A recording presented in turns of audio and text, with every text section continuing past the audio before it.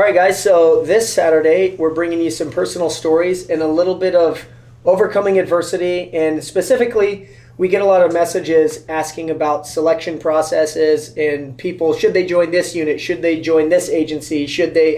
How is their experience going through a certain selection process? So you asked for it, so we're going to give it. And we figured that we'd use our cadre or our executive staff to explain it to you. So we got John, who went through RASP, he was a Ranger, and we got Eric, who went through BUDS, and he's a SEAL.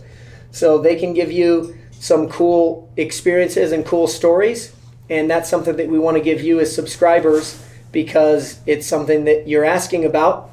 So along with that, please give us some feedback on the range drills that we've been giving you and let us know how it goes. But for now, let's just have a conversation and hopefully you guys enjoy it. No, awesome. So I guess let's just start what made you want to become a SEAL, or when did that? Oh, dude, that's actually a really cool story. I tell this quite often. So I was in a small Bible school after high school, believe it or not. And by December, my dad was like, "This looks a little weird. I'm not paying your tuition next year." So I was like, "Oh man, how am I gonna figure this out next year?" Because I was working and it was kind of like fun money, and then trying to like study and all that crap. And I was like, I don't know if I can work full time and like maintain grades because I was at like a B or whatever and B average. So I found Rogue Warrior and I read that thing. Yeah, and I was like, I'm doing that. We all read that. I'm doing that. I'm gonna kill commies, and that's what I want to do. And I was like, I feel like I'm called to do this. I'm in Bible school, so I'm like, God, give me a sign. The next morning, after like finishing the book and making up my mind, well, I went to this we go to these announcements every morning. It's like, hey, make sure you're doing this, clean your dorms, like don't stay up after 11 and be loud, that kind of stuff. And then and then there's like a hymn. Everyone sings a hymn together, right? So the hymn was this one, and there's a verse in the hymn. It says, "I will praise thee from earth and sky and sea." I'm like, all right, I'm going. That's pretty badass. Here I'm going. It's like tap on the shoulder. You're up. I'm like, I'm in. That's good. Wow. So that's what did it. That's cool, man. That's awesome. And when was that? What year was that about? That was like 95. When you decided you're like, this is what I'm going to do, find the recruiter or something like that. Oh, dude, in the recruiting thing, I was like super like, I'm not giving them anything. I called them from payphone.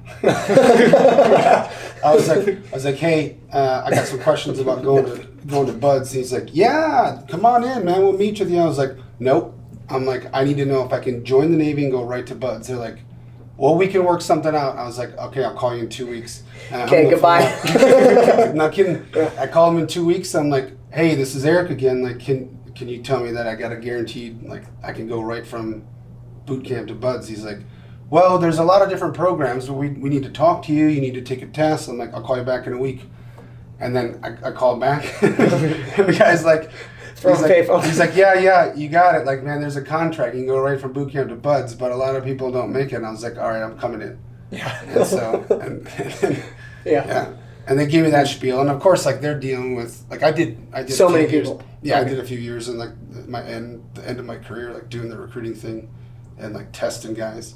Yeah. And like everyone raises their hand, like, yeah, I'll do this. They're really cool. Like, but you know, so many wash out just in that process before they even ship to boot camp. So that's why these guys were skeptical. Yeah. So. And some kid just calls from fucking payphone. Like, man, he's awfully mysterious. Dude, okay. I wouldn't give anything. They're like, what's your phone number? I'm like, nope. So I went in there. So at the time, like, we had this delayed entry program, which you talked about, right? Yeah. So I go in, they had like Polaroids of all these kids that like shipped off. I remember seeing that. And there was like, I don't know, there was like 40 or 50 of them. And there was this one dude, they're like, yeah, that dude made it. And I was like, this guy made it through BUDS? I'm like, dude, I'll make it. There's no way, man. And then after I graduated, I actually went back, and they still had my Polaroid up. I was like, fuck, that's pretty good, dude. That's good. Yeah. Nice. So when you like heard the stories and like the washout rate, did that kind of like motivate you, or like, oh, that's pretty exciting? Yeah, it's like double edged, right? So on one side, I'm like, yeah, that's what I want, because I want to be like someone that's like badass and I want to be like the best. On the other side, there's a little bit of like anxiety, like, well, damn, it's hard. Like, and at that point, I was like, the only way I'm washing out is if I'm just dead or I break something too severe. And something I was telling my dad, like he was in the Marine Corps in Vietnam, and like he's like, well, I didn't even ask him, but he offered this advice. He's like, just remember, other people have done it, so there's no reason you can't do it. Yeah. And so I was like, well, that makes it sense. has been done. It's been done before, like, so why you not? can do it. Yeah. All right. Yeah. So that's pretty cool. That's pretty good advice. There was like one of the things that created probably the most anxiety was I finished boot camp and we like did so that at the time they were testing this like training at boot camp in Chicago. So they brought like this pilot team out to do like a 2-week like intro. So we did some drown proofing, we did some swimming, we did like PT and running and stuff. And it was instructors from PTRR that came out to do this. And after that, I just waited around for like 2 weeks before I was gonna like go home on leave. But I wanted to go home on leave, so I went into this like admin office in freaking Great Lakes, and I was like, hey, I don't know what I'm supposed to do here. I got orders. It says I gotta show up, but it's like a month from now. Can I just go home for a week, and then I'll go out there and check in? And this guy's like, either being helpful or conniving. He's like, let's give him a call and find out. Yeah. So he calls the first phase office. And like, Okay. I've got Seaman Lundquist here who wants to know if he can go on leave. And some instructor's like, oh yeah, that fucking guy, you tell him we'll be waiting for him. Yeah, you can go on leave, you, I don't know, whatever they said, but I was like, oh my God. Yeah. When I show up, I'm fucking I don't think the dude remembered me at all. When I showed up, I was like all worried, like looking around, like when I He showed just up. forgot, immediately went back I'm and sure he about just his forgot, days. like, whatever. Yeah, sure. Yeah. But for like 3 weeks, I was like, oh man, I got home to Minnesota and like ran my ass off. I was like, if I'm gonna show up and some guy's gonna smoke me, I'm just gonna I'm gonna be ready. No. That's great, dude. Holy shit. Did you like prep a lot in that matter, like swimming, running, before you even showed up to boot camp? Or Yeah, that was the funny thing. So yeah, I prepped a ton, and so I knew like that the screening test, right? So it's like the swim, then push-ups, sit-ups, pull-ups, run. So I would do the PST like on my own, like over and over. I would train and then run it on myself like once a week. When I got to boot camp, I did nothing. I actually like there was, if you remember boot camp, there was like this like punishment ship or whatever. Like you could go off to this group and it was like you got punished because you did something real bad. Right. And they PT'd for like 2 hours before breakfast. Right. So I was like a squad leader or section leader. Okay. And I asked my RDC, I was like, hey, can I go do this like whatever this Punishment division was? shit. I can't remember. It's like I don't know what they called it, like punishment. Was it kind of like a fat camp thing too for like kids that, it that was were, like needed someone more got PT? someone got caught fucked outside the barracks at night or like whatever they were being punished. So they and then probably like multiple offenders, so they shipped them off to this other division to like straighten them up. And I heard they were like walking around carrying rifles and like PT, and I was like, can I just go there? And he's like, no, you can't. I was like, do I really have to screw up to go there? He's like, look, you're gonna get enough exercise, trust me. I was like, no, I don't feel like I am. I don't feel like it. But there's I know like the attraction when it comes to like selections and whatnot are usually people doing like sports or like contact stuff. Did you do anything like that? yeah, so I wrestled in junior high and before junior high, and then in high school I gave that up and concentrated on football. But there were some stats when I was like a new guy. I don't remember what they had, but Buds had collected some stats, and I don't know if it stands the same, but like the highest, there's no correlation, right? They figured out there's no real correlation, but the most common thing, and it might only have been like 22% of the people, but the most common sport was wrestling. Really? Wrestling. Yeah. Now they travel around and like, I know that the teams, they'll go and travel around to like water polo teams or like something from the university of guys that are playing sports, and they hold those like demo days where the canopies are up and the pull-up bars and stuff like you see like the Marine Corps does. Yeah. Yeah. That's cool. Yeah, it's like for me, I always tell people like physical contact sports coming out of high school probably prepare you in the most way, especially like wrestling, MMA, or just fighting in general.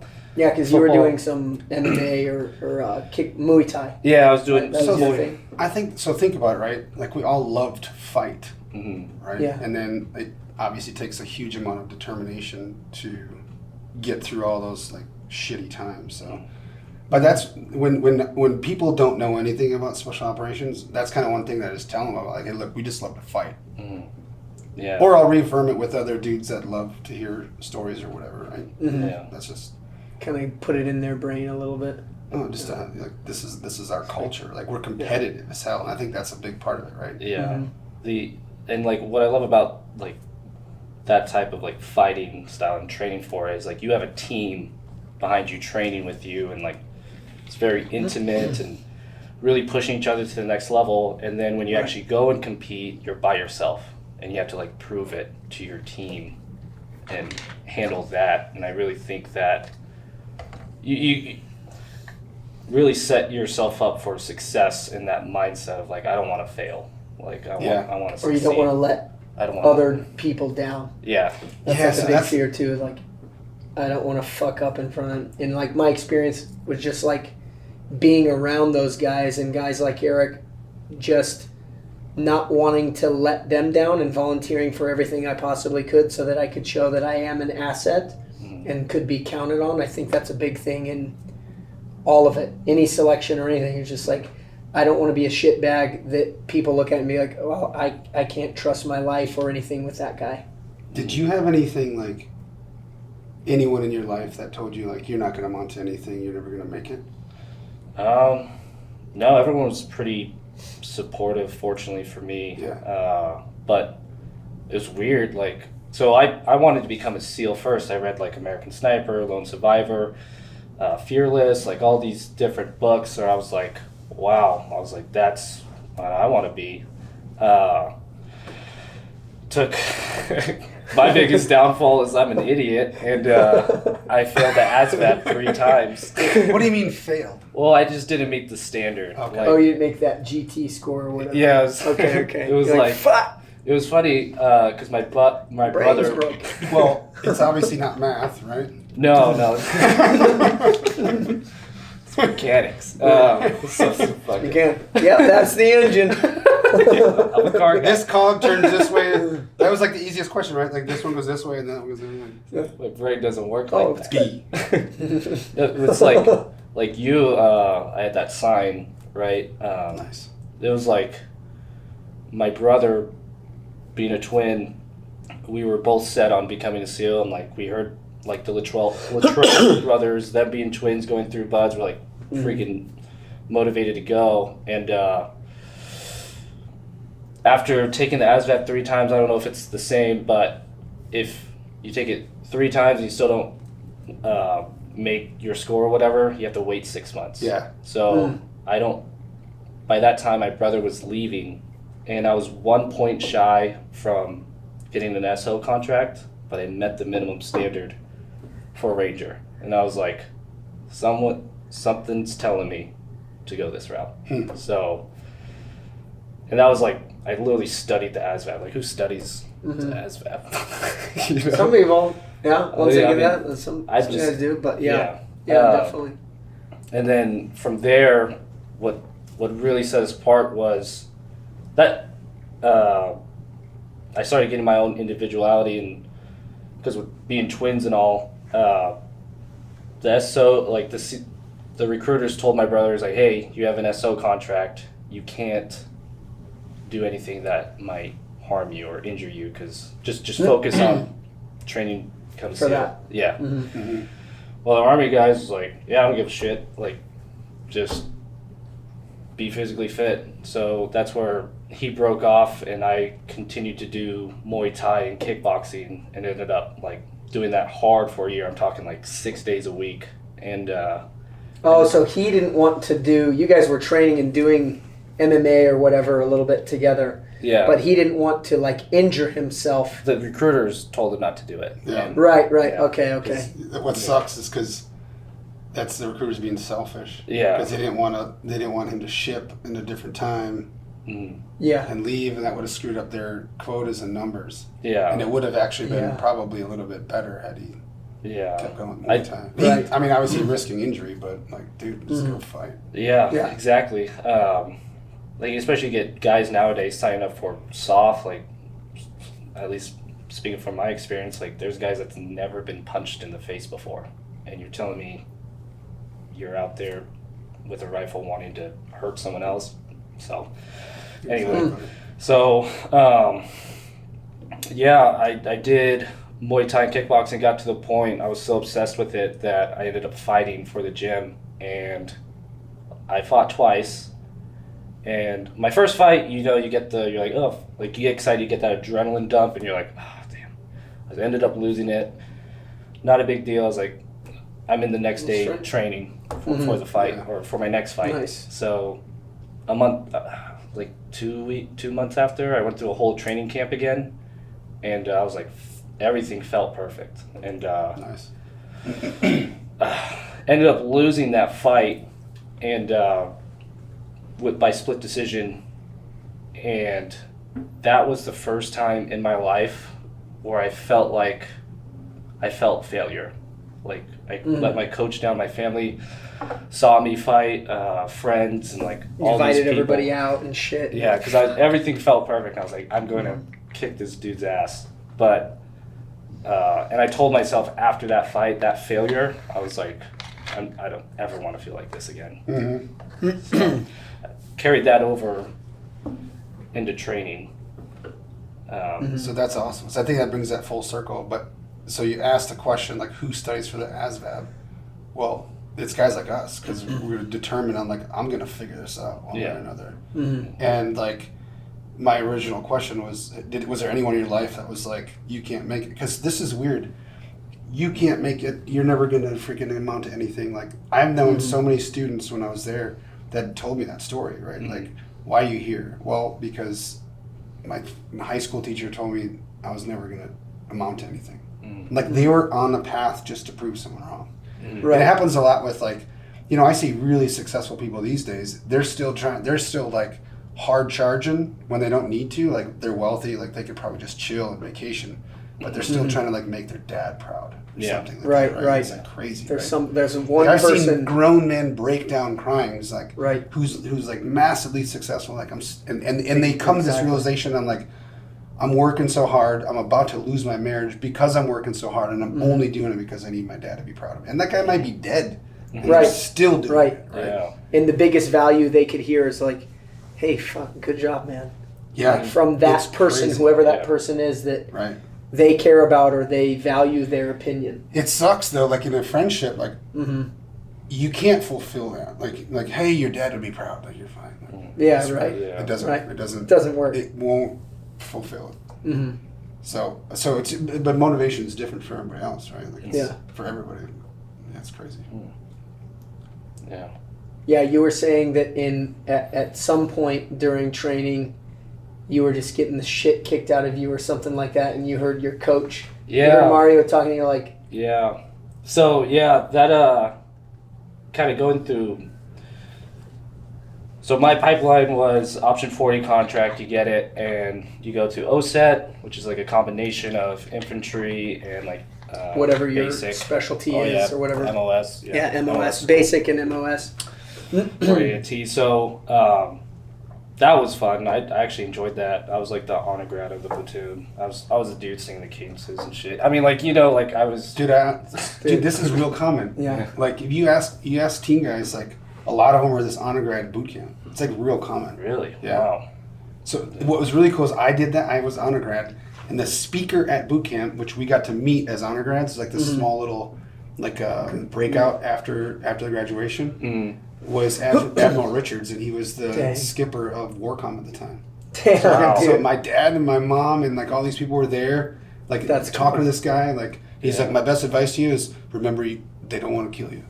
Yeah. Because it's too much paperwork. So you probably won't die. So whenever you're like feeling down, like, you're not gonna die. Damn. Yeah. That's pretty good. Thanks, man. Thanks. Thank you, sir. Thanks, sir. Damn, that's wild. That's good. Yeah. That's the That's good, man. so from there it switched now. we got sent to airborne school, and I was in a basic class where like most of us had option 40 contracts. Like I want to say like half of us, or about 40% of us. So same guys I went to basic with, made good friends with, I went to airborne with, and that was interesting. Like airborne school, I mean we all went to Fort Benning for airborne school. Yeah. Just learning how to hit the ground. But you did that before selection, right? Before RASP, yeah. And we did it after, so it was like, whatever. Just get me out of this. That's great. Yeah. So wait, you in your genius, you took something that could be done in 4 hours.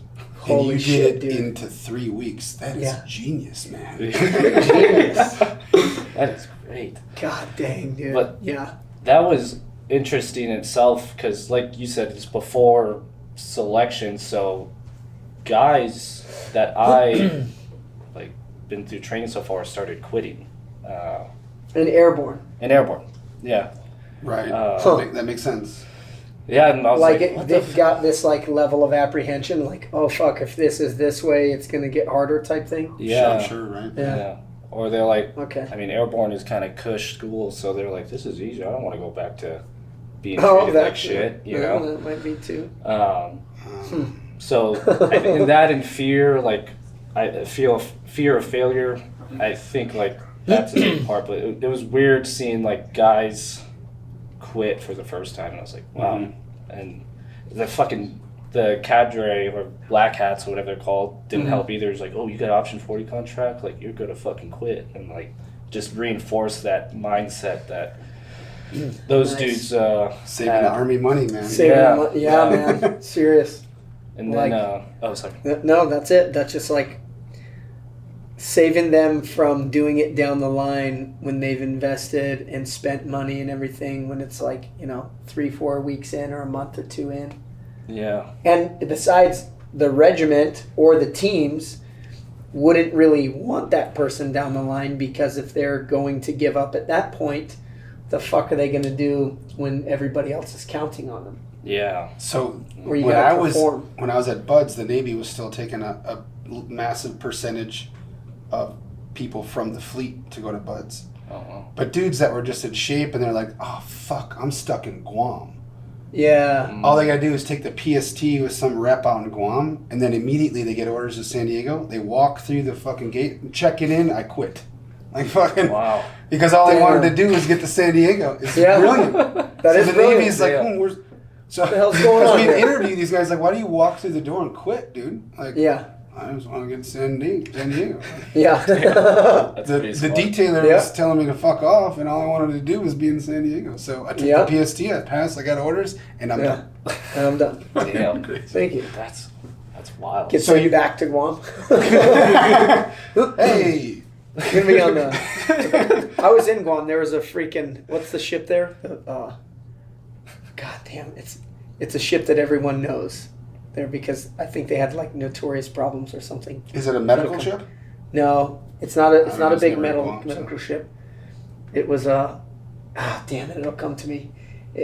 Those of you that hear this, you'll know, or you're probably yelling at the camera like, "It's this one," but Guam was cool. Shit, man, I like Guam. Yeah, well, I mean, I was just an Oh yeah, example. but yeah. So you're in airborne, and people are ringing, or they're quitting. Yeah. Like Mm-hmm. either it was right after we completed airborne where I saw a lot of about like 7 or 6 guys quit from OSET completing airborne to it's like at the final or about to enter the final stage of this option 40 contract, and they're seeing like really good dudes quit. I was like, what the hell? Any like dudes that were close to you?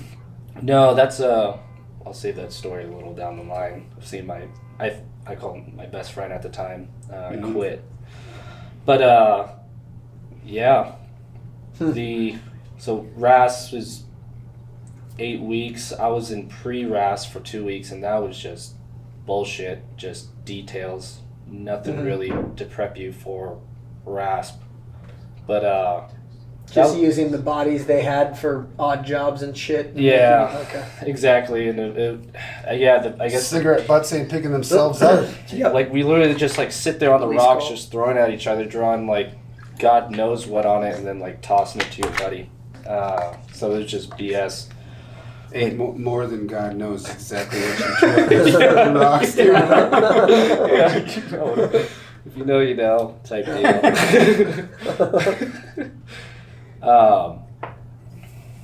But yeah, I went in there so damn motivated, so goddamn motivated. I was like seeing, like, you see the people class up that finish Cole Range and like are about to graduate and don their tambourine. You're like, fuck, I want to be those guys. And like the piece of advice we got before going through the whole thing was the fastest way to get through this is Finish it. Yeah, exactly. Don't fucking. That's don't mess great. around. And for guys that don't really know like the process or read a lot of books on it or anything, RASP you said is how long? 8 weeks. 8 weeks, and is it separated into phases? Yeah, 2 phases. First phase is just like the gut check, if you will. That's where it's like standards week, where they test you on your physical standards, rucking, push-ups, whatever they got going on. If you're physically fit to be there type deal, including some pool tests, stuff like that, which was pretty funny. Really easy. And then the second week, it might have changed now, but is Cole Range, and that's like Rangers' version of Hell Week, and that was Cole Range? Cole Range, COLE range. And that you get like 8 hours of sleep throughout 4 days, and you're just getting your shit kicked in with land nav and stupid games. Nice. And you're at the time like Where is that in that 8-week period? about like second week. Yeah. Yeah, it's really early on. Again, RAS changes all the time, so it could be the 4th week now. Same with butts, like how we like goes back and forth. Week 3, 4, 5. Yeah, I like it because it like keeps you on your toes. You're like, oh, you heard. Like, it's cool. You heard this? And Yeah, this it's was like- their experience or whatever. Yeah. Frank Cable, that's the name of that ship. Got it. Sorry. Thanks, callers. Thanks, callers. Phone a friend. All right. But before getting to Cole Range, like that, like going through all the training for me, like was very like spiritual in a sense. Like I felt like I belonged right there, like there. That's Go- awesome, dude. Going back, so right before I classed up, like right before, there's an admin check-in of like, hey, you're about to class up tomorrow, like kind of like, you sure you want to do this type deal? That week my brother quit buds, and that right there motivated me because I was like, fuck. Like the last chance, basically. Yeah, I was like, well, someone's got to do it, so I'm gonna fucking do this. And the admin guy, he asked me, he's like, all right, Soden, you ready for this? Or Private Soden, you ready for this? And I broke bearing right there and just like looked him dead in the eye, and I was, he asked me, he's like, are you gonna quit? And I was like, fuck no. I told him that. He's like, all right, see you in class tomorrow. And Nice. Nice. out.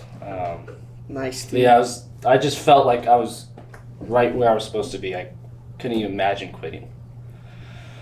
That's cool, man. Yeah, day one was just like sitting on a rugs, and that's when I kind of like knew I was in it. Was Wait, day one, you're sitting on rucks? yeah, we're sitting on my bags. Sounds like, easy to me. sitting waiting to go over. It's Sitting like down. 3 a.m., 4 a.m. And Okay, fair. That changes. It makes me tired just thinking about it. it was like 100. We started with like 170 people, and we're sitting there waiting to change over from pre-RASP to RASP, and the tension was so fucking high. Like it was just like, oh my god, like when is this gonna start? Like we're like let's do this already type deal. And Yeah. I just remember it being so high. One guy just stood up, grabbed his bags, and just walked back in the barracks. Everyone's like, "Where the hell are you What? going?" Yeah, he's like, "I'm going to bed." So I'm quitting. Dang, Right, dude. just like before we even started. We're like, "Fuck, does that even started?" Damn, dude. Yeah, and then we walked over and started the games of just like just being, doing push-ups or whatever for hours. I've never, like, you let me know, like, I've never been so sore in like the most random spots of my life, like just random muscles that I didn't even think I had. My body's how much calisthenics we were doing or whatever bullshit body carries we were doing. I was like, dude, this sucks. So I think maybe we ramped up from a lower level because again, like Navy boot camp, right? So Yeah. what was before the 8 weeks? You said there was like a Is airborne. okay. Yeah. So airborne, you're kind of getting your ass kicked here and Yeah, there. you're doing It's your not really airborne huge, shuffle like, down the road. But Make sure your knees are tough.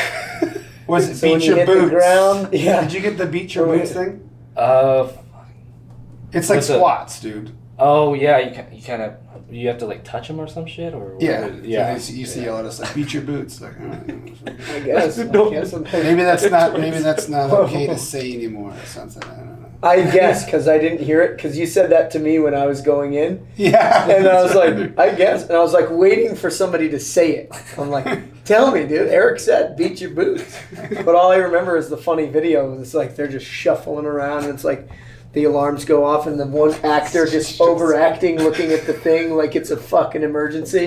It's like, make sure your knees are tough, so when you hit, it's the ground that hurts.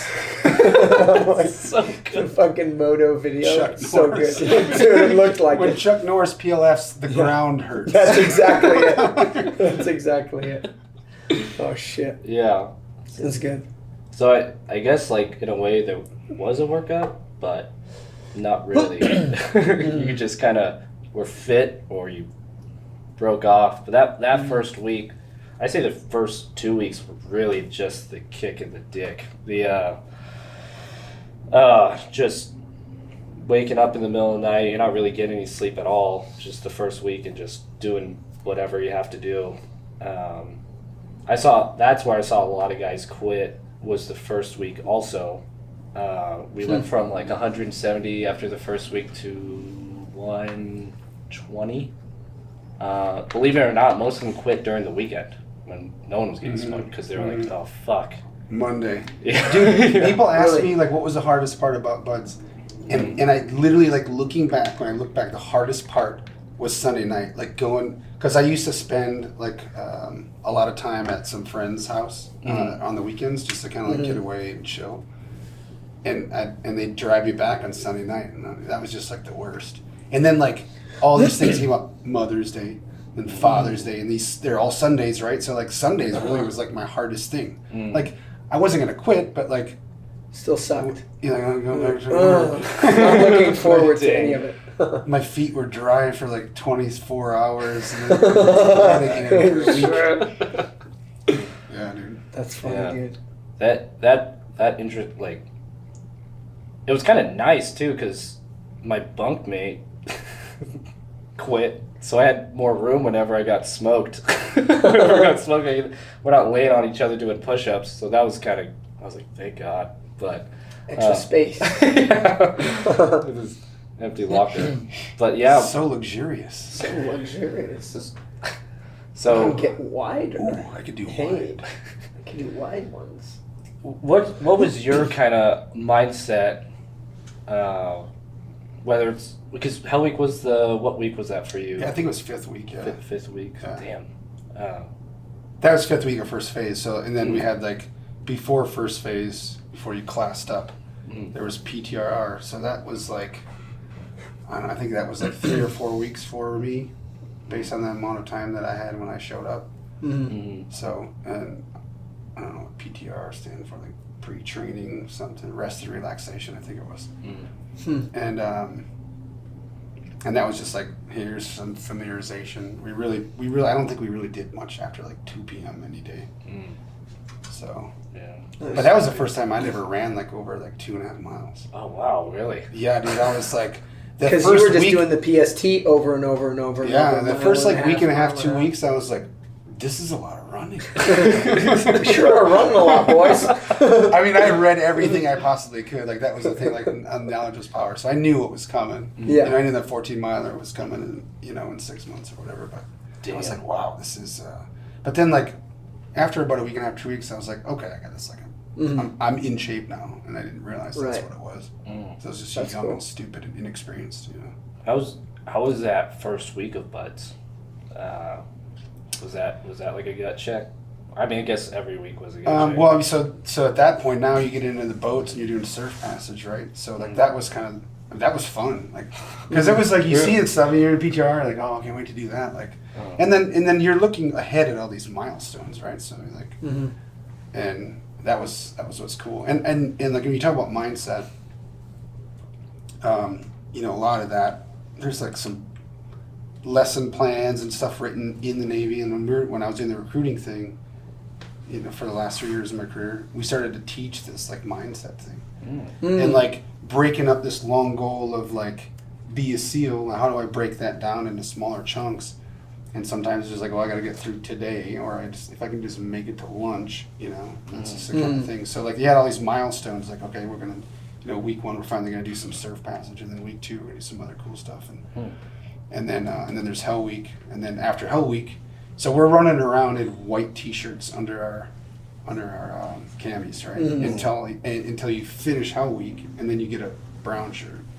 So like that was like this mantra I had, like I'm gonna have my brown shirt, right? Like I'm getting my brown shirt, right? Yeah. So that was cool. And then in a weird thing, it's so weird, like these things that stick out in your head, like the brown shirt, like it's silly, right? It's a shirt, but it's a symbol of like, right? Right. But also at the end of Hell Week, they serve you like boxed pizza from like Pizza Hut.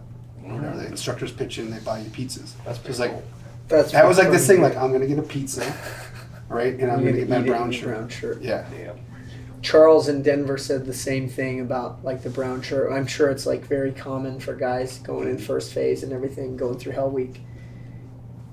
One of his classmates' wives was going to make everybody like a cheesecake or like a pie or something like that, and just all he thought about was like, I'm going to be sitting in the couch eating her pie or whatever the cheesecake she made. Whoa. Hey, slow down. It's my friend's wife now, damn it. But he's just going to be like eating the cheesecake or whatever it was, right, or ice cream or something like that. It was something like that in his brown shirt, and he just saw that vision. So that's the other thing. So now we've covered 3 of these mindset things that we taught, right? Okay. So one is like goal setting and breaking it down into smaller chunks. Right. One is visualization, which is a massive thing. Wow. And then this mantra that I talked about. So I just turned, you turn goals into mantra. And the 4th thing that they talk about is like breathing right. Really? So it's something that, Stanford or some psychology department studied it for like a long time. Maybe threw them like tons of money. Study this or whatever. When I was a student, I took like 3 psych tests. Like the Minnesota Standard one was like 600 questions that ask you these crazy questions like, do you think your mom's prettier in a flower dress or a plain colored dress? Like, how am I supposed to decide between these two things, right? Like, but then they wrap all these psychologists wrap all this stuff up, and they're like, okay, this is your personality, right? So they couldn't figure anything out. Like there wasn't any kind of like race, religion, creed, socioeconomic, like nothing. They're like, all they wanted was they wanted to be there. That's what they told them after like 4 years. They just wanted it, right? And so the Navy's like, here's more money, figure it out, right? So figure it out. Then they go and it's not good enough. They go and interview veterans that have been around for a while, and they come up with those 4 things, which is pretty cool. That is really cool. The funny part is there's a book written in the 1930s called Think and Grow Rich by this guy Napoleon Hill. Yeah. So Carnegie hires this guy, this author, to interview all the wealthy people, because Carnegie's asking like, how come some people get it and some people don't? And so he sends this dude out, Napoleon Hill, and he interviews like over 500 dudes that are wealthy. And he comes back with like these like 8 or 9 things that they're all doing on a regular basis. It's the same shit. Wow. It's the same so shit. the Navy could have spent $17 on a book. Instead of like enlisting hand it out to Stanford's psychology part. Yeah. Damn. That's That's kind of being like kinda an cool. addition to the book you got at boot camp. You're like writing notes in and shit like that. It's like naval history or army history or whatever, customs and courtesies and shit. Yeah. Just Think and Grow Rich to people too. It's funny you say that. Like, one thing that really helped me was I knew the Ranger Creed before I even showed up in the Army. Like, I studied it. Like, I remember every night in training, it would be the last thing I would. It's like a prayer. I would like say that right before I went to bed. I'd say the whole creed right before I got to bed, and I think because that really helped me. Like, just the whole time, I was just thinking, at the end of the day, I'm gonna be a goddamn ranger. Yeah. Yeah. I mean, you're doing that's your dude. You're doing a mantra and like you're picturing yourself in that role, basically. As if it has been achieved. Yep. Yeah, I totally It's forgot really about good. that. Damn. What was the thing? There's a book that talks about that too, like the thoughts and people practicing something mentally because your brain doesn't know the difference whether you're physically doing it or thinking about it. And there was some guy that like spent years and years and years in prison, and he would just practice his golf swing in prison, and like visually, like Yeah. he'd physically do it, but he didn't have a golf He didn't club, he bring a didn't have a ball. ball or whatever. Yeah. He just practiced the mechanics of it and the thought of it, and just hitting just the perfect drive. And I guess getting out, like when he was finally released or served his time or something like that, just crushed it at golf. That's crazy. Yeah. Tony Robbins Just, like, talks thinking about that. Like something like that. this basketball team that's divided into 3 groups to experiment on getting their free throw percentage higher, right? So one group for like a week, they just like thousands of free throws in practice.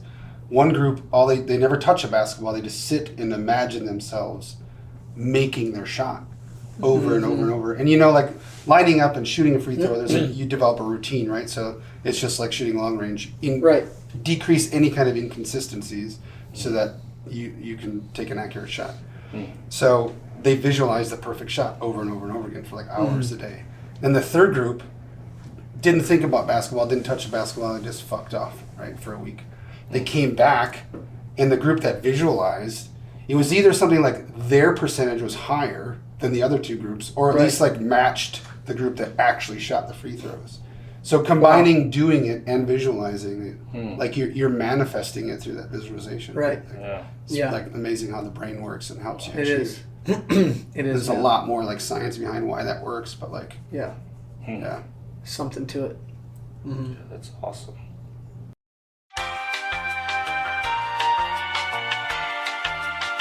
So, had to take a quick break, guys. What we were getting into a little bit of the pipeline and selection and the process of it and everybody's individual story. So, you had something that you were going to say, and that was regarding kind of the hell week of RASP, and that was Coal Range. Yeah, Coal Range was a really good time.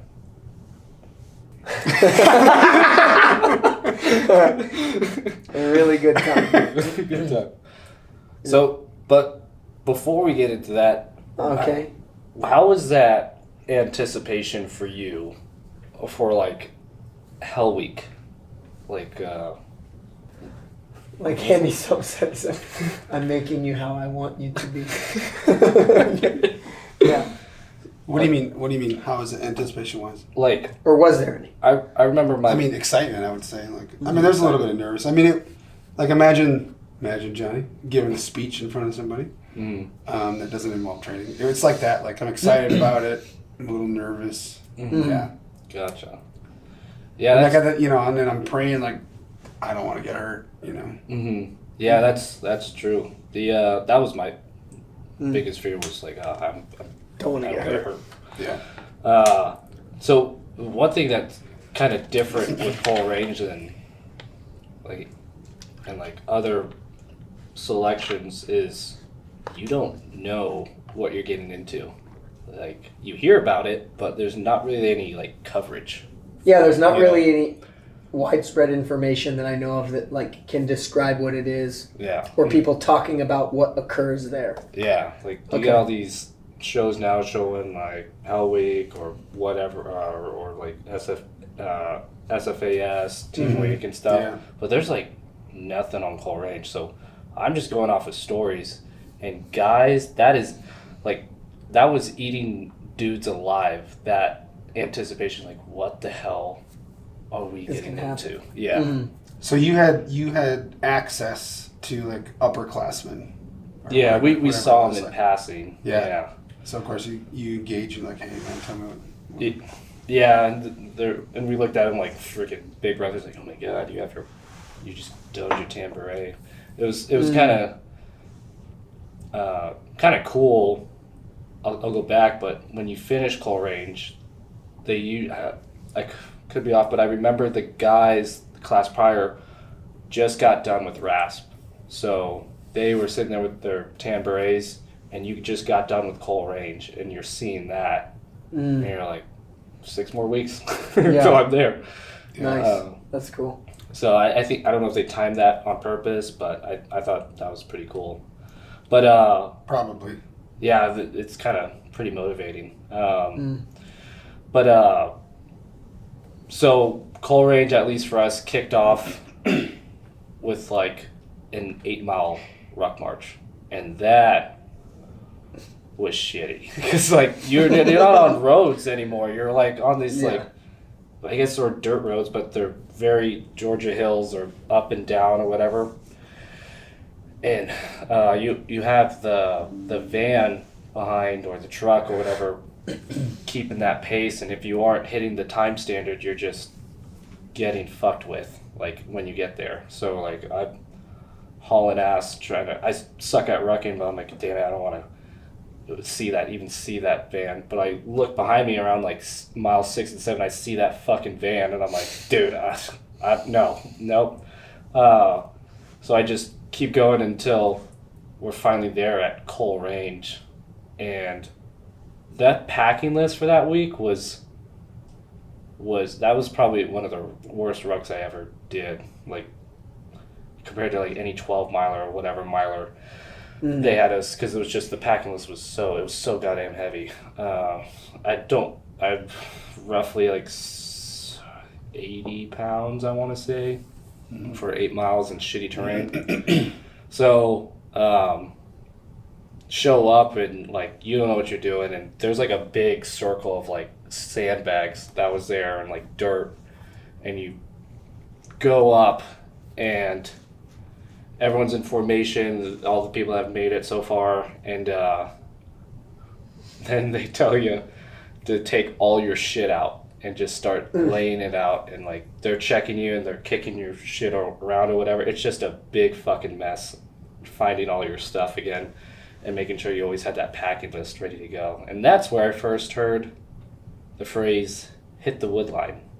It was kind of like, I think like what was the phrase they used for like they hit the surf or something? Hit the surf, yeah. Yeah. Just going in and getting wet and coming back. Stop. You have to stop everything you're doing and just go touch a tree real quick. And that was like, I hated that because it was like a quarter mile. I want to say, maybe I'm over exaggerating, but it was just like back and forth. I never heard it so much. Further than necessary. Yeah, it was fucking ridiculous. Oh, that all right. But that's great. So we did that. They got us running so much that my best friend at the time, I didn't know this, but he like broke his leg all the way through just because all the impact, and he ended up having to quit because of that. I remember looking at him for a quick second through all the chaos and like him just limping like a freaking sorry dog. Bone? It was like not the tibia, but like In his lower leg, like below the knee. is the tibia the top leg? Tib and fib are the bottom bones. Bottom Was like your the shin. Femur's the upper one. Femur. It was the femur. Yeah, that hurts. All the way Fuck. through. Like all the way through. When they did the x-ray, I was like, damn, that's shitty. That's crazy, dude. Fucking- But like that was just like day one of like just like keep going like and then what was different about our Cole Range was there was like a emergency warning for like a hurricane. So you see all these like it just got shitty weather real quick, and it got so bad that they actually drove us back to the barracks and continued smoking us there in the PT field throughout the night. And you could just see this hurricane off in the distance, just like fucking going crazy. It was pretty beautiful. Like, like looking back, I was like, wow, that's cool. And then like finally we made it to that like hour or two of sleep, and they put us in a classroom. We slept on the floor of a really cold classroom. They turned the AC down, and you're just in your sweat, just like it was miserable. I remember I got so much sweat on me and I was so cold, I took off my top and put it over my head because I was like, at least I'll keep my head warm, and kind of use it as a pillow. And I woke up and my feet were chafed, and my whole body was cold, but not my head.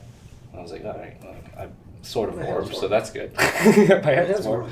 And then they took us back like that morning before the sun rose, and we like did like land navigation, and I think that's what's really like interesting with the land nav, because you're alone with your thoughts, and you have a time period to get all these points, but like you're alone with your thoughts in this shitty thing. And that's when guys would usually quit, is not in front of everyone, was during the land nav portion. At least from what I saw, every time we went back and did a land nav iteration, it seemed less people, more and more guys would quit. And then you would go back and you see the fucking fire with all the guys that V-dubbed, and you're like, damn, that looks nice. So I went. My coal range was in February in Georgia, so it's pretty cold. Yeah, that's fun. Does that voluntarily withdraw? Yeah. So come like Wednesday night, I was pretty tired, and I remember we were like bear crawling around. I remember just like I was like, fuck, this sucks. Like that was my realization. I was like, yeah, I'm doing this, but like, holy fuck. Like, I guess that was a time like I thought of quitting, was that time, but like I heard my coach's voice in my head. Like it just like went into autopilot, and it was no longer my thoughts. It was like my coach's voice when I fought or was training to fight in training camps. All I heard him was say, get up, keep going. Like, get up, keep going. And that's all I heard. I was like, nice. Make it. And and then I remember got up, kept going, slept in a shitty tent, woke up straight into land nav, and there was, as opposed to the nice tent. Yeah, as opposed to the nice tent, the cadre. The real nice one. I remember being so exhausted though. I'd lay at coal range and like in the middle of this land nav course, and I was like, I need to catch a breath. Like, I was like really tired, hallucinating, and I don't know if this was real or not, but I remember a guy walking up to me. It was like pitch black. I don't know if it was a cadre or one of the guys I was going through RASP with. He like looked down at me. He's like, "You good?" And I was like, "Right, sorry, I'm good." Just like kind of in and out. He's like, "Okay."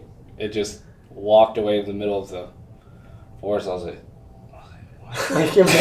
yeah. Could have been cadre, could have been somebody going through the course, could have been nothing. Yeah. I was just like, that was weird. Just like how your mind kind of goes in that state of just like, just get up and keep going. So got up and did it, and coal range finally finished. How do they wrap it up? Culminate or whatever. Oh yeah, so they do like a hot dog thing. Like they just buy cheap ass hot dogs and they give you one. Like, congratulations, you made it through coal range. You did good. Here's a wiener. Yeah. Here's a wiener. It's better than the MREs we were just eating. Oh, hell yeah. That's pretty good, dude. Because we had time for a nice hot dog. Two or three MREs a day. I think I lost like 10 pounds during that week. See, that's always the difference, dude, because we had so much food. Mm-hmm. Mm-hmm. But you I mean, still we had lost weight, timed. right? Well, yeah, but I mean, you're burning so many calories, right? Yeah, yeah. Just that temperature change, cold to normal temp to cold. Yeah. Your metabolism goes nuts. Yeah. So yeah, I mean, it's 4 meals a day and like some snacks Damn. here and there sometimes. Damn. So Yeah, they wrapped it up Nice. in the little bullshit hot dog. Like, this is so good. And then I went back and kind of similar to you, I ordered Domino's. And I got the marble brownie cookie shit. Every time I eat that now, I'm like, it takes me back to like yeah, the day after. I'm like, God, I love this. We were talking about the Subway down in the whatever. Yeah. Like, you know what this reminds me of? Maybe Fort Benning. Yeah. Before you get airborne. I'm like, I know that Subway. the closest thing to like hunger I had was we did SEER school, right? So I went 5 days without any food.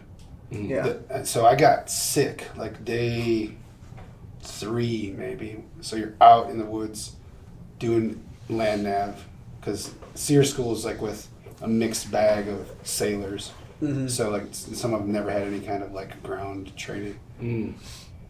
So we're doing land nav, and I was just pounding water to curb that feeling in your stomach of like I'm hungry. Emptiness. I ended up getting like hypokalemia. So like the sodium too much levels- water. Too much water. Like it can kill Sodium. you. Yeah, right? You And drink I started like getting dizzy and tripping. I was point man, and the cadre's like, "What's wrong with you?" I was like, "I need an IV." Yeah. And they're like, "Okay, you've been drinking water." I'm like, "Yeah, I'm drinking a lot of water. I need an IV," because I knew I needed salt, right? Were you already a corpsman at that point? Yeah. Okay. So normal saline, and I was like, I just need the salt. Mm-hmm.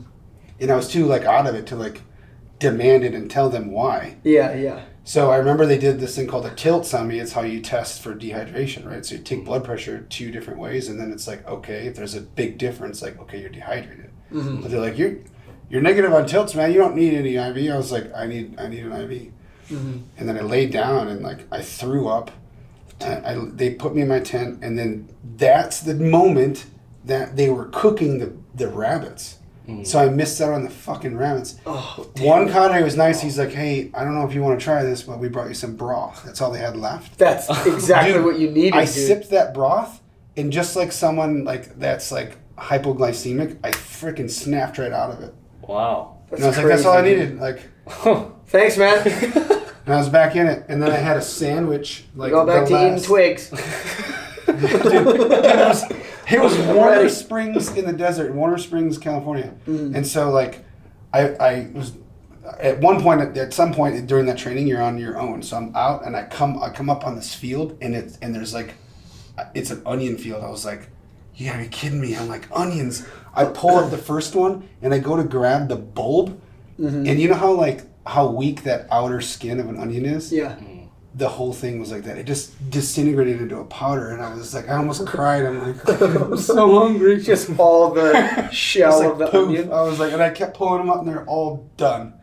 And so I like resorted to eating this cactus. It was just awful. It's like eating a booger. So gross.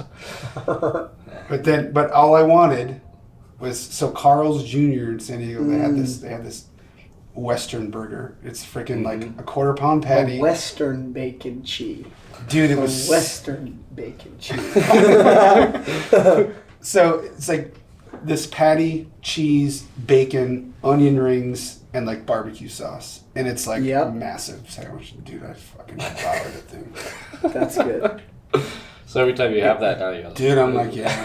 Feel it. Were there any like major hallucinogens in freaking Hell Week and shit? Like, Yeah. He could have had an apparition talking to him. We don't know, but did you have any like wild shit that you like?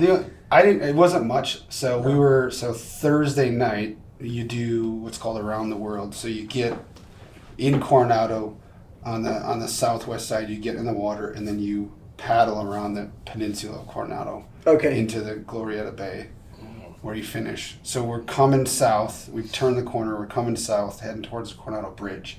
And I'm like in the number 2 position on the left. Like there's one guy in front of me, and I'm paddling, and I'm looking up at the Coronado Bridge, and it's lit up. It's the middle of the night. It's lit up. But what I see is a marquee, like a scrolling marquee, like announcing something. And I'm like the show. And I remember asking them, like, guys, what does that say? Like, what does that say? And they're like, what? I'm like, what does it say up there? They're like, dude, they're just stroke. Like, stroke, man, stroke. In my boat crew, we won from Tuesday, we won almost every race. Mm-hmm. And so whether it was a running race or a paddle out, flip boat, paddle back in, dump boat, paddle back in, we started just winning everything. So we had moments where it was we had 5 minutes of sleep here before the next race would go. Mm. That's pretty good. But I was still so afraid to get caught sleeping. And me and my buddy, this guy named Pat, we would do things to keep each other awake, right? So it was it started off just slap my shoulder and make sure I'm awake, and I'd slap his shoulder, and then we would just periodically. But that became such rhythmic that would put us asleep. That would put you asleep, so we realized hey, okay, so we gotta make it random. So Yeah. you hit me in the shoulder, and then next time pinch my arm, and then the next time put your elbow in me. So we must look like idiots, dude. Everyone else is asleep, and they're fuck yeah, we're sleeping. TikTok dance. Me and Pat are fucking slapping each other. Fucking Beavis and Butthead. So dumb, dude. Are they fighting? What are they doing? My God. Communicating? But, so we secured early, right? So they secured our boat crew early. Okay. On Friday. From Hell Week. Which was the worst. Dude, because everyone else was still that day. This is the end of May. Uh-huh. And that day, I remember, it was nice. So if you're out running, paddling, You're whatever, you're sweating, you're fine. Mm-hmm. They put us in the first phase classroom, and the windows are open, so the wind is just zipping through, and we're still wet. Yeah. We were there for an just hour and a half, freezing my fucking ass off, going we're still in Hell Week, guys. Yeah, guys. It's over, but it's not over. It's not over, but I still feel this way. I'm happy. At the same time, this is awful. This is horrific. How did they start Hell Week? Because it starts on a Sunday night, if I'm correct. Yeah, Sunday night. So it's a big it's a big to do, right? A lot of so on the Cadre side, it's a ton of planning. But you're in tents on the beach, and you're there pretty much Sunday morning and throughout the whole day. And then at some point, there's a curfew, everyone has to be in the tent by 1800 or whatever. Right. So then we call it breakout, right? So we get, as instructors, we get all the, at the time it was 60s, right, with blanks, Oh, damn. and then grenade simulators, Right. and then we place all these concrete barrels for safety so we can drop the sims in, and so it's hoses, chem lights, grenade sims, a half a dozen 60s just going off, and a lot of yelling. In fact, I remember as a student, I'm this is just silly. This is awesome. Yeah. There's gunfire. This is the visualization I had. I'm this is where I want to be. I want to be fucking killing great. commies. Yeah. And so it's impossible for them to keep track of anything. Oh, Lundquist, I remember you missed a push-up over there. It's impossible. Yeah. Freaking spraying you with water. We just had fun. Yeah. But then after that, hour and a half, you muster on the beach and we do a 4 mile time run. So kicks off with a running and some jumping jacks and whatever, push-ups and sit-ups. And then they're okay, 4 mile time run. You're oh shit, man! We're starting this off with 4 mile time. Back in. Damn. So that's this isn't fun again. Can we go back to the? Can we go back to the explosions and the bangs and the smoke That and was the more fun. hose? Yeah.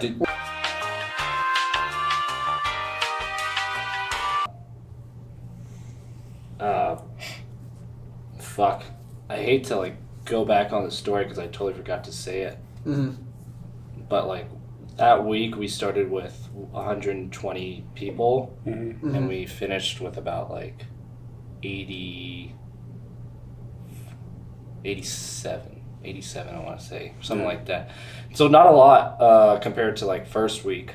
First week that started. Now, once you get to the end of Coal Range, is it's secured and RASP is over, or No. No, there's No. 6 more There's weeks. 6 more weeks of okay, that, so yeah. that's the gut check. So it's 6 more weeks. Okay, Yeah, cool. All right, yeah. all right. I remember they had this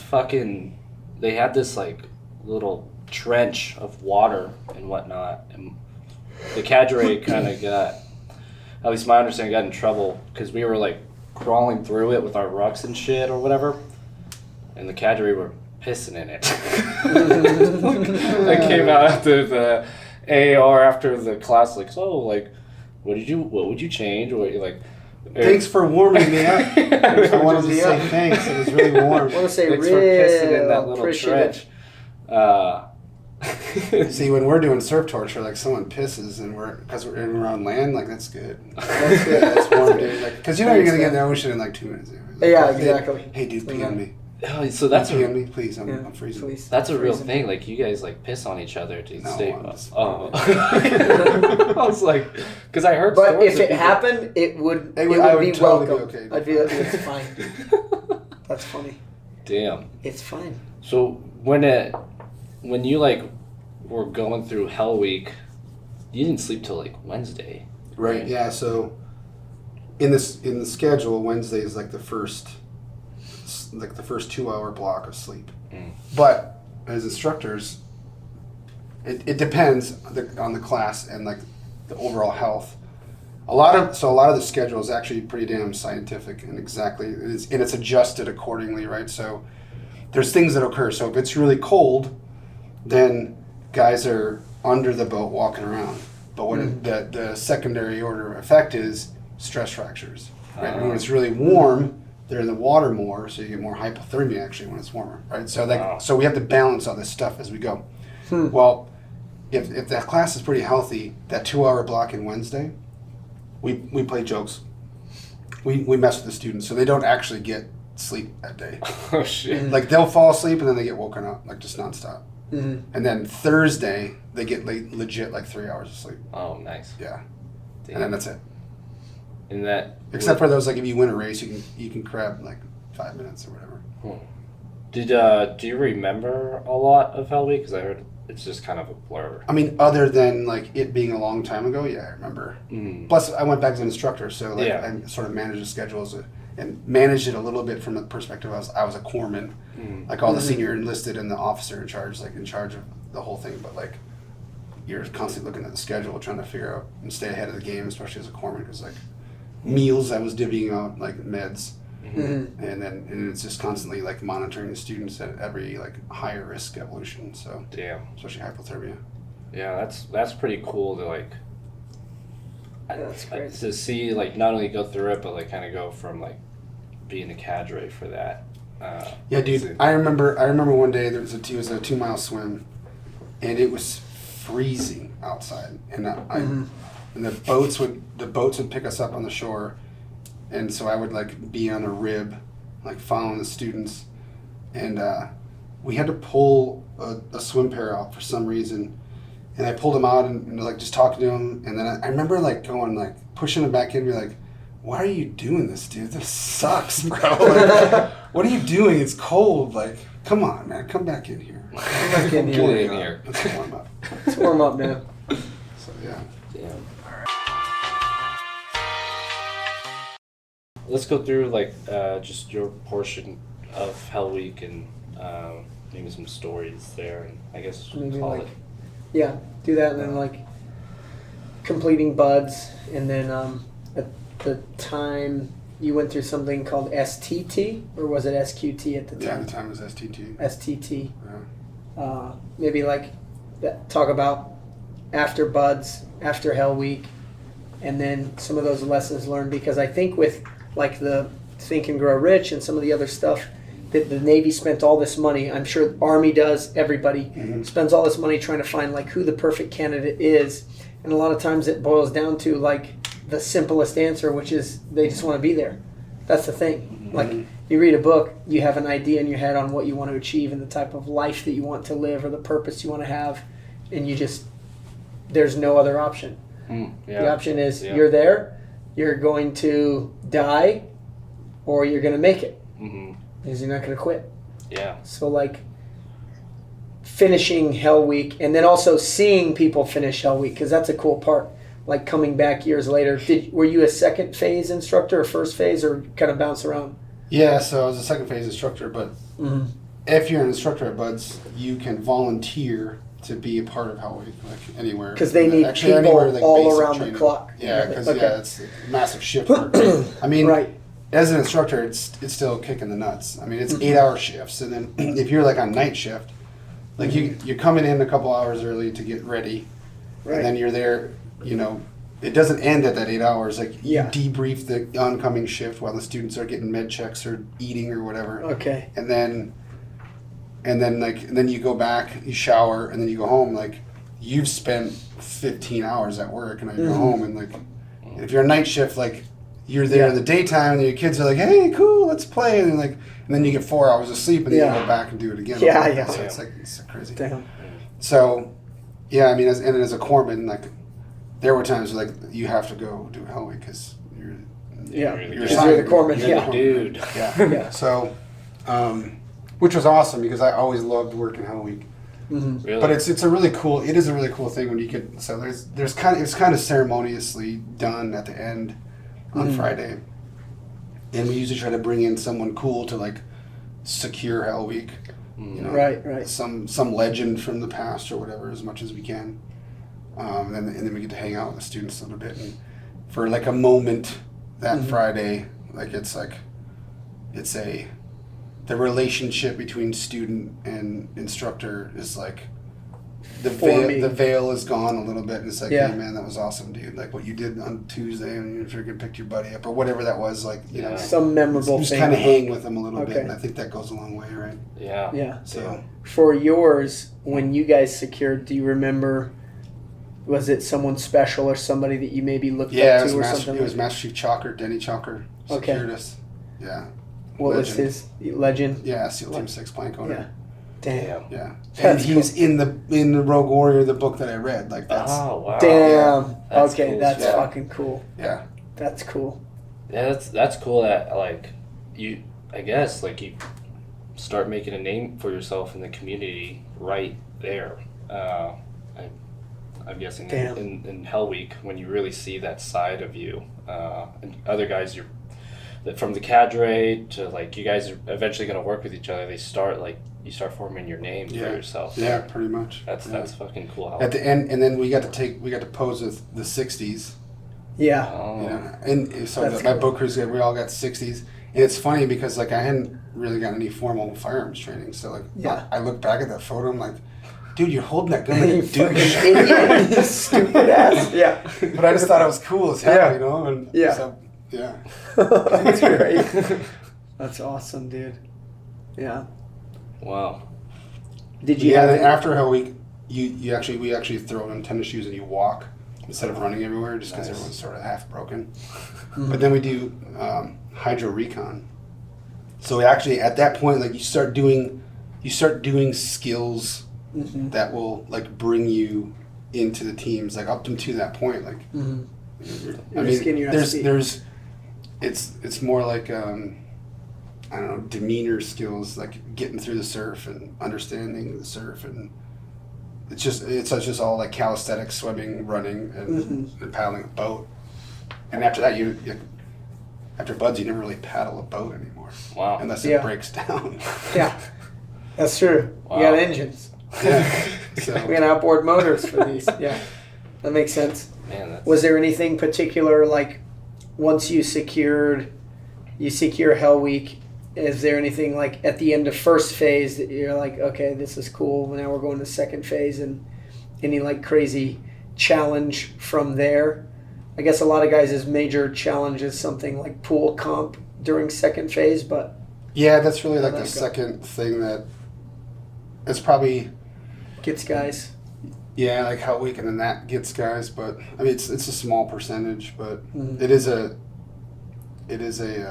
point of anxiety for a lot of people.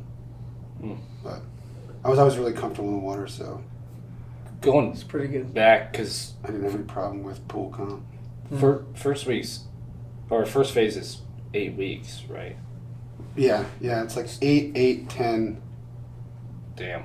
Yeah, The Hell Week's 5th week, so that 3-week period, like, it's hydro recon. oh, and just then, hydro recon? Yeah, Okay. and then swim tests, run tests, O-course tests. Gotcha. Yeah, This that's is some class work, right? Like the idea of cartography is like, it's not complicated, but when you do it with a number of people, like it has to be like practiced and everything. So like, so it's a work up to phase 2. from the sounds of it. So hydro recon obviously goes back to like our heritage in World War II. Yeah. Where, Gotcha. where they mapped out the obstacles. UDTs. Yeah. That's And cool. so- That's cool. So it's kind of a heritage thing. And like, I mean, nowadays we have drones that do all that work. Yeah. But like, it's just one of those things. Like, it's a pretty badass like skill. Yeah, Yeah. definitely. And really, frankly, like when you learn cartography, you understand the contours of the ocean floor. And there's a technique in contour diving. You stay at a depth, you just follow the contour. You stay at a depth, and you can get around like a peninsula or something. You know where you're at. That's cool. Based on how long you swim. That's pretty sweet. Huh. Yeah. The second phase, all diving. Open circuit. Then you get your ass kicked in pool comp, and then you get an intro to the rebreather. Mm-hmm. You do some navigation, diving. It's all timed. It's like how fast you do 100 yards, and then you just calculate it out. You calculate currents and tides and everything to plan your dive. It doesn't get real complicated in second phase, but once you do like a dive block in a platoon, then it gets more complicated. And then third phase is like your intro to firearms and explosives. So Wow. Yeah, the week after Coal Range, because we had 2 weeks left in phase 1, still get your shit kicked in, but a little more hands off. We had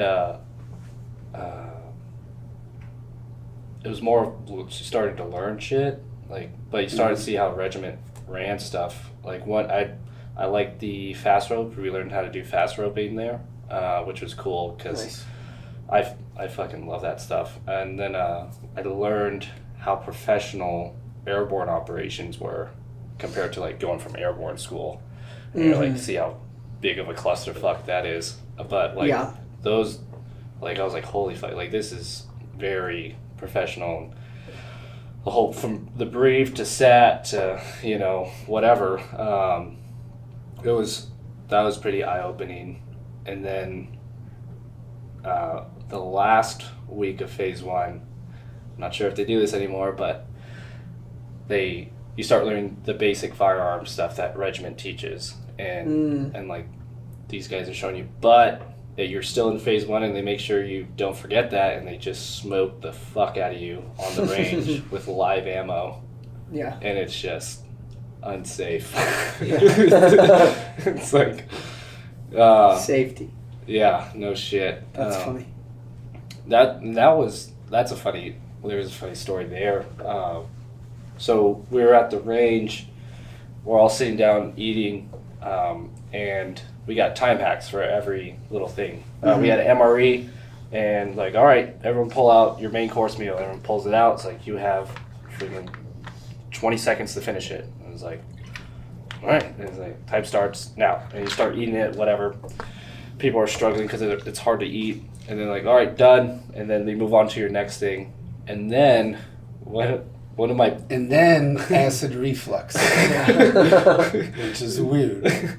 one of my buddies forgot to eat his cookie or something, like some dessert, and he's like, Sergeant, I didn't eat my cookie. He's like, Roger. All right, everyone take out your like salt packs and like that little like special pack you get with all the like Tabasco. Tabasco and salt and pepper and gum. shit. Yep, in the gum. He's like, I want everyone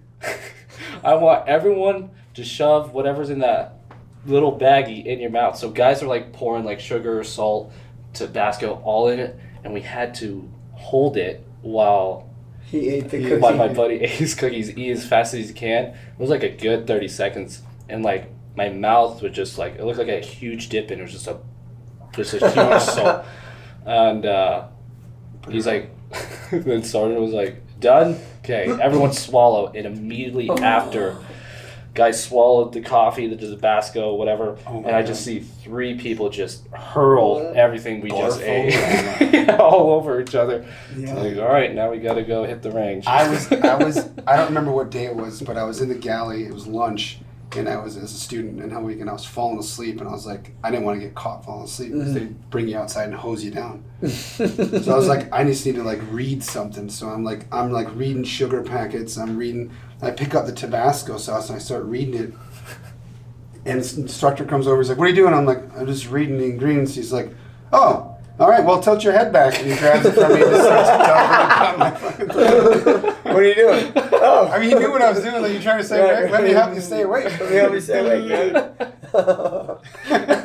Just force fed Tabasco. To this day, I can't stand Tabasco. Oh, really? Yeah. No. That's great, dude. I just don't like the flavor besides. Yeah. I just don't like the flavor. It feels forced. Feels forcible. Oh man, yeah. Shit. Yeah. Phase 2 rolls around, and that was cool because like you're like, all right, we're not like, again, more hands off. Like, you guys obviously want to be here with it. So back up. So Okay. end of phase 1, I'm assuming like ends on a Friday or something, right? Yeah. And then you start phase 2 on a Monday, that like next Yep. Monday. So is there some kind of like, what's that transition like? What? It's just different cadre. Like you had your phase 1, and then same, you're just same, like, same. yeah, you're still in RASP. So there's like, all right, you guys finished phase 1, and phase 2 now starts, and that's when like PT in the morning actually got freaking harder. Like I was like, holy fuck. I think, yeah, we did a ruck run, and dude, that was shitty. Like, you did ruck run, and the cadres are in shape, and we're still in the training status, and like, nah, this sucks. And again, like, that van is by me. I was like, I don't want to fall behind, and guys were running, and I noticed, like, we were nearing the end, going back to the barracks, and I looked behind me, and no one was behind me. What happened was, I guess I was the cutoff, but people that failed it got like a counseling thing and like got written up. It's that those things are mainly there to fuck with you. Like, oh, maybe I shouldn't be here. But I was like, holy fuck, I don't want to fall behind. But yeah, I was the cutoff. I was like, I don't know how, like, because I suck at rucking. But it was cool because you got to see some like how regiment train. Now it was more a little advanced, like CQBs, like we do some of the drills that we implement, and like they really got to the nitty gritty on how to hold the gun and placement of it and whatnot. And then you got into breaching, which was fucking cool. Like seeing that, just kind of the science behind it. It's very like dumbed down. They wanted us to see if we were teachable, right? Because That's cool. A lot of guys would show up and they were just not. They would pass RIP or RASP or RIP, excuse me, and which was only 3 weeks, and they weren't teachable. So they would fail out of regiment. So they induced more training before battalion and see if you can handle it. And that breaching was so like that became a quick passion of mine. I was like, wow, I want to do that. And seeing doors explode and you like shotgun breaching, and I was like, dude, this is sweet. Because Ranger Regiment's all about CQB, so that was just like the start of it. And then Standards Week, everyone was on there. I was like, oh, I gotta pass this now to don my tambourine. It was like the last thing you had to do before you don your tambourine. We actually had like 3 guys fail because either they were just so broken or whatever. Like, it was basically standards of PT tests and like timed things. Yeah. So Okay. yeah, we had a few guys fail, and then peers. So we had a couple people went through the whole thing with us, and they got kicked out at the very end. Yeah. So we ended the class with 82, which is about RASP Average. Average, like half, usually half to a third of people make it from start to finish. So yeah, that was the graduation part was pretty cool because you get all the families in there or whatever, and they show you this cool, like, this is the Ranger Regiment. They have this like badass video, and they're like, all the people are proud or whatever. And, I remember you rehearse yourself, like you are donating your tambourine, you're like petting it, and then like at a certain part in the cue of like someone saying what Rangers are, you just snap up and everyone just like stands up, position, attention. Like that moment right there, I was like, you just feel it. Like you're like, fuck, like I'm here now. Yeah. Like, Yeah. I just doned my tan beret. Like, that's fucking cool. And then That's sweet. yeah, and they punch your freaking scroll on you, or your family members come up Nice. and put it on you, and it's pretty cool. That's sweet. It's Dude, pretty I cool. was in my entire Navy career, other than like my last few years, which I was senior chief, it didn't matter really. I was late one time. Yeah. Shit. I was never late for anything. I was late once. I have no idea what happened. Uh-huh. My alarm just didn't go off. Like I woke up at like 7 o'clock or like 6:58. Yeah. It was the day that. So in the morning, it was the day I was getting my trident. Oh shit. Okay. In the morning we have a muster. And at the time I went through like STT, so it wasn't SQT. I had gone off to Whatever first half team at you 18 Delta, and I'd come back to the team, and then I went through like this probation period where they run you through all this training with the other new guys, and then after you do your board and you take a test and all this stuff, then you're like, okay, you're getting it, but we're gonna officially pin it on. I was fucking late that day, dude. Oh shit. Dude, I called my LPO. I was like, I'm late, man. I'm coming in. I must have. I don't know how fast I was going in this old like Cutlass Sierra that I had from my dad or whatever. Yeah. I blasted into work. I got in my uniform and I got out there right as muster was finishing. Was it dress uniform or was Just it camis. camis? Yeah. Okay. Yeah. Okay, cool. But dude, it's like the worst day to ever be late. I didn't get slammed for it, but like, because I just rolled up right in time. Damn. But man, it was Wow. just the worst feeling ever, Yeah. dude. Oh fuck. Yeah. The only Like thing of that all the days. the only thing that like that I messed up was like I was in my locker and I just threw my uniform. I grabbed a hat, but I didn't have my rank on it because at the Oh, time we had to shit. pin the rank on with these like pins. That's right. The So I just- black, like metal one. Yeah. Metallic one. So I just grabbed the wrong one, and like, Yeah. like I don't know if it was my platoon chief or someone was like, "What the fuck's your rank on your hat on the cover?" Like I'm like, I don't know. I fell off. I don't know. I got my trident. No, I tried it now, so. God, that's- dang, that was awful, dude. God, dude. Late one time ever. So this That's pretty good. the ceremony at Bud's, or excuse me, when you get your trident, was that pretty neat? Like, is it? Well, at that time it was like sort of non-ceremonial. It's just like a brotherhood thing. Like so, yeah. Like the team was there. Yeah, they put you it on. worked with them. They don't put the frogs on the back. They just put it on your chest, and then everyone's, Yeah. Smash frogs with it. Yeah. Wow. Yeah. But now I think at the end of SQT, it's like a graduation kind of ceremony. Thing. Oh, I cool. think it's more formal now. That's funny because the graduation of buds is like kind of formal. Like families get to come out and everything like that, right? Yeah, yeah. Wow. Okay. Yeah. That's cool.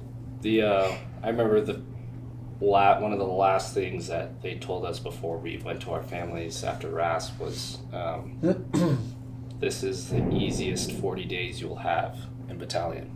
Mm-hmm. And we're like, it can't be that bad. And then Right. you show up. Yeah. Like, Yeah. and they were right. Like, that was the easiest 40 days. It's weird, huh? It's That's weird. funny. When and like kind of when I look back, in a lot of ways, like boot camp was way worse than Buds because it was just so stupid. Like, Really? Yeah. Yeah. like, and it was so. I Sitting mean, around. there's a huge like purpose and meaning to Navy boot camp Mm-hmm. for sailors that go onto ships. Yeah. Yeah. Right? Yeah. Mm. That's important. There was some cool shit. I mean, we got to fight, basically live fires, right? It's all Yeah, set yeah. up, but like that's That's pretty cool. fun. We fought fires. That's Like, fun. That's pretty badass. Yeah. But yeah, I mean, there's a lot of parts of boot camp that were just way worse than Buds, man. Like, Damn, that's funny. And to Yeah, correct that's it. the correct 40 days, because we had 40 working days for RASP. It was like 5 days on, 2 days off. So that's where that 40 days come from. Oh, okay. All right. And I don't know if they did that on pretty good. purpose with the option 40, like if they're like 40. Option 40 is 40 days.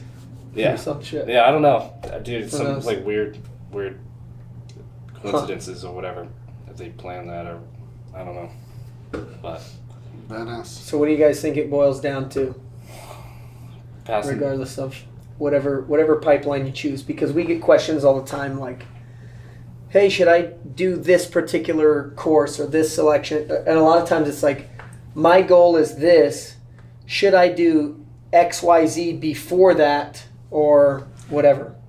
So it's kind of like, my thought is always like, if you have something that you want to do, just go and do that thing, and don't really leave yourself an option to do something else. Like a backup plan would be more of a really nice, easy excuse to fail. It's like, well, if I don't make it, I always have this, which it works for some people. So, but you heard both of us. You heard both of us say we knew that's where we were supposed to be. You know, whether it was like some kind. Yeah, and I mean, a person doesn't have to feel called. They probably might, but you just have to know that's where you're supposed to be, or know that's what you want. And I think, like you said, like that plan B, like that whole burn the ships thing, right? Like Spanish Armada lands in whatever it was, like Greece or something. The commander burns the ship. Like, hey, well, how are we supposed to get out of here? We're like, well, we're going to either die or we're going to win, right? So it's that whole mentality. If you're asking for, if someone's asking, well, should I do this or should I do that? You're not ready yet. And that plan B allows your brain, it's the same thing with a goal. Like, okay, what's your goal? Well, I want to, get through Ranger training. Well, you've already used loser language by saying the word want, because it gives your brain room to not get it. Yeah. If you say, I will get through, that's a whole different thing. So if you know you're supposed to be there, then that's where your mindset needs to be. Yeah. And everyone you talk to, or just talking to you two guys tonight, you weren't ever during the story of the portion from how you came to get there, were like asking somebody, hey, you think I should join the Rangers? Or, hey, Dad, do you think I should be a SEAL? Or like, what should I do if I want to be a SEAL? Or it was just kind of like you read the book and you felt motivated, or like, holy fuck, that is awesome. I have to do that. Like, that's what I want to do. Yeah. And it wasn't like a permission. You weren't asking permission from somebody to be like, hey, what do you think should I do this? Yeah, no, it was just like, not even on close, this fucking time. And then like, also in other parts where people think it's shitty, where it's like explosions and fucking warfare and just crazy shit like that, that's like the happiest thing. Like, Dude. just hearing it is like, oh, I fucking like that. Yeah. That's good. So now, Like, this sucks. Really nice. Being older, Like, and not being able to do that anymore, like in the same sense, right. You seek ways to get into that chaos. Exactly.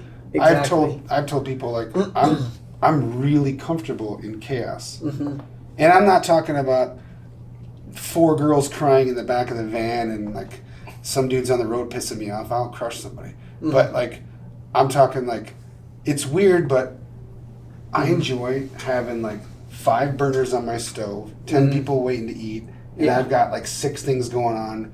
And if I don't do everything right, something gets burned and really fucked up. Absolutely. Like, that chaos is kind of just fun to me. People are like, oh, you like cooking? Like, I don't like cooking for any other reason than that. Like, I mean, I get a lot of pleasure out of like someone's like, holy shit, this is good, man. That's cool. I like that. But it's the chaos. Yeah. It's like, you have this time. because my heart rate goes down. Yeah. Wow. Yeah. You know? We've had this conversation a lot, or like the same thing. Like, if I can be in a chaotic environment, or if I have a very small timeline to accomplish a large amount of things, I seek that so much. Like, if I have I have to be on a flight this time.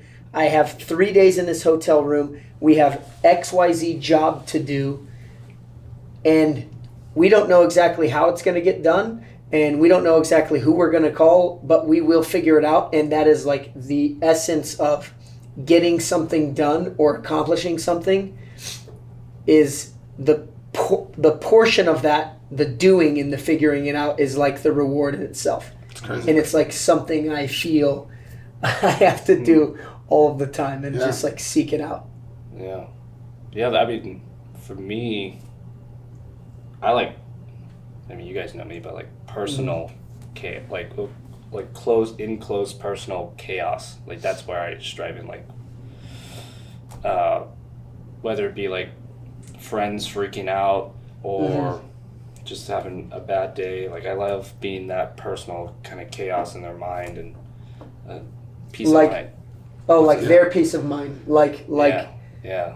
they're having something like very chaotic happen, or like something crazy and stressful, something like that, and you like to be there listening or Yeah. helping them diffuse that somehow. Yeah, and I think that really translates out because, fighting in a ring, and even wrestling, like like that is close combat, like that is close quarter battle, Right. And then Ranger Regiment, we did that, and that's where I strived the most. Was in that close environment, buddy shooting feet next to me, and then coming out, like I see, like I enjoy, not enjoy, but like that chaos that someone has, it's very personal to them. I enjoy just kind of like helping them out in that Helping them manner. breathe through it and maybe process it. totally. Like, hey, Yeah, it's cool, man. Yeah. There's a saying that I've heard a lot of times, and I don't know where it came from, but I did hear it in the Navy, and I did hear it with you guys, and it's that if you can bring that calm in the chaos, that calm is contagious. And I always thought that was really fucking cool, and it just stuck with me. yeah, It's mirror Especially- neurons. Mirror neurons. Yes, you have mirror neurons in your brain. Actually, you have them in your heart and your gut. You Yeah. told me about this. Yeah, so it's like, if your wife is screaming and kind of going crazy and you just start to talk, you're like, okay, tell me what's happening. And you talk in that smooth jazz DJ voice. Yeah. Welcome to WDIK, smooth jazz. And you just, so they can't I help can't help but but start bring it to down. come and equalize. It's like the law of equilibrium, but this is mirror neurons, so they have to like calm down. And it's super easy emotionally for you to like get pissed at something they're saying and then bring the level up. But then another mirror. wherever that middle point is, that law of that equilibrium, that's all the further they're gonna calm down to. Yeah. So if you just slow, smooth jazz DJ voice, they can't help but calm down. And so, like you're saying, like I like meeting people there too. Like I can tell someone, like it's frankly it's usually out at dinner or at a bar, but I'll meet another vet who's just like sort of out of control drinking and like sometimes breaks down, and it's just like I can tell right away that they're going through some stuff, right?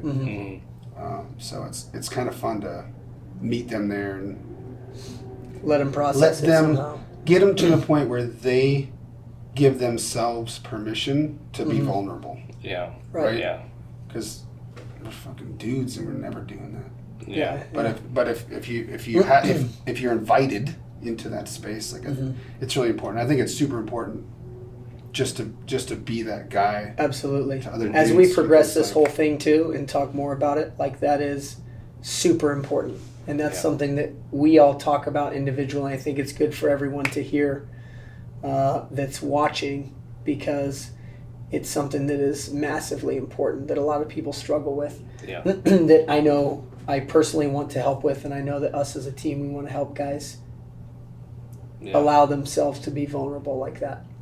Because the more Yeah. people that it's okay that happens with, the more it's going to be okay that happens with across the board.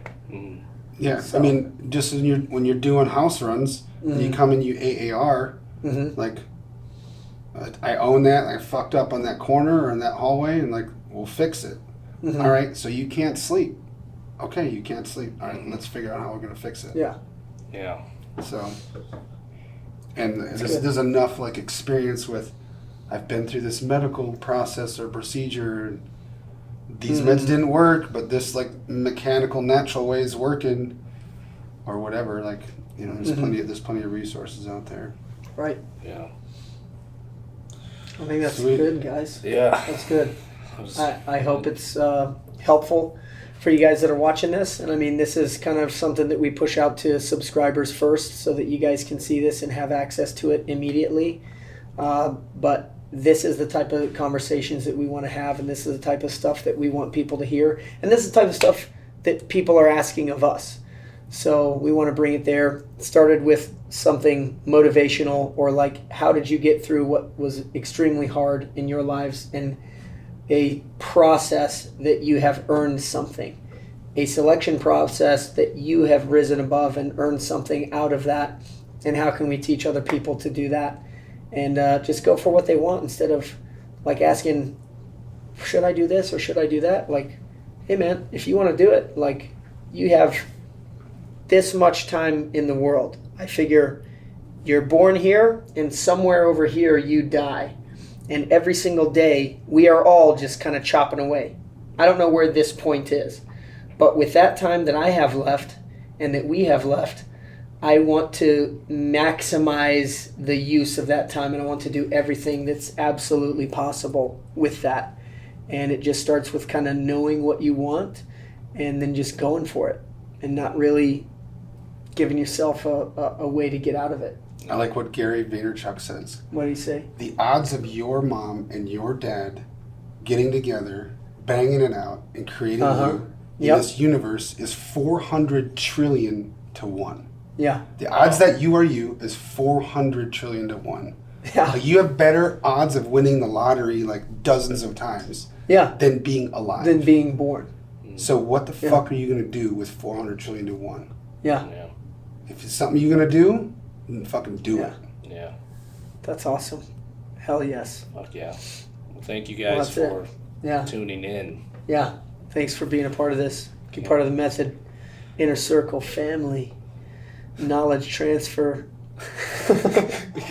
We can't say knowledge transfer because everybody's going to say more of it. I mean, we can say knowledge transfer, but we can always just wait until the future. Yeah. When Johnny Moonraker comes back developed to reveal what the terminology really is. Everything means in life. Yeah, he'll tell us. He sneaks in from time to time, and it's mostly to give bad advice, but that's okay. Thanks, guys. Thanks.